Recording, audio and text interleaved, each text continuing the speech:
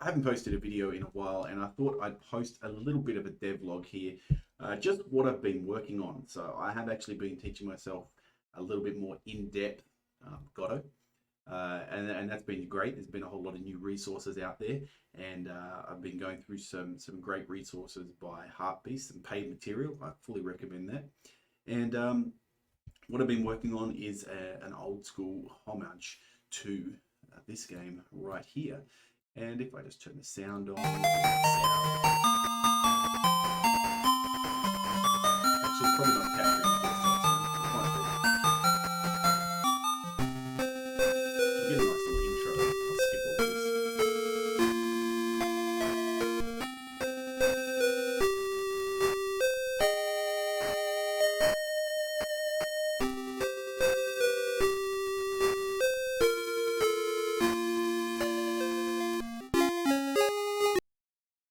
That sound for now.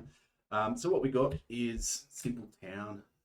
Actually really like the sprite work that was done in the Phantasy Star series on the Sega Master System, and especially Phantasy Star 4. Number 3, not so much. They went for like a realistic look in it. It didn't really work.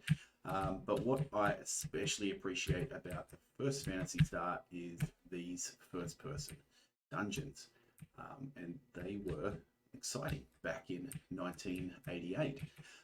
So this is what I've been working on here. So obviously the graphics are a little bit different. I couldn't find anything that was remotely close to that kind of Sega Master System, Mega Drive aesthetic. So I've got some Super Nintendo-esque, or not Super Nintendo, NES kind of sprites here. That's all up for change possibly. But I can go inside a building here. And transitions are a bit wonky at the moment, but I've got things like camera limits working.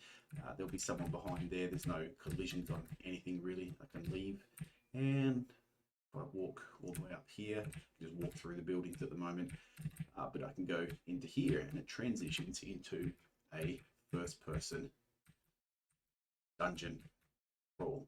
Grid-based, locked on, combat. I can attack and froze. Now that is a bug that I need to figure out why it happens, because it happens very, very rarely. Normally, it doesn't happen at all. That's only the second time that I've ever seen that bug happen, where the combat, I'll just get back to combat again. A little while. There we go. Back. There we go. It's incredibly easy to defeat because I've just been testing it, and I'll probably increase the speed of things.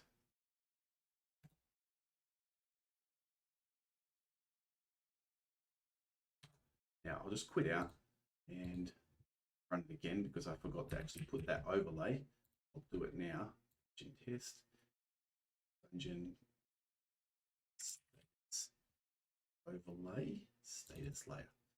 This might mess things up, so let's just see. This should let me go escape status and look at different character status, what they've got equipped, their current attack, plus any bonuses from weapons, any items that they're carrying, magical powers that they have, which I don't think I've got any assigned to any of the characters at the moment. Let's see if we can get into a combat again. If I can escape in here, it does work. Wonder if it bugs out if I do it in the middle of combat. I suspect it will. It does. Okay, so I've got to fix that up. But let's go ahead and use the mouse. There it is. That's happened again. All right, I'll have to figure that out. But that's what I've been working on, and it's come along quite a way. I can actually change all these monsters out. I can add more characters. That's not a problem. I probably have about 5 in the party by the end of it.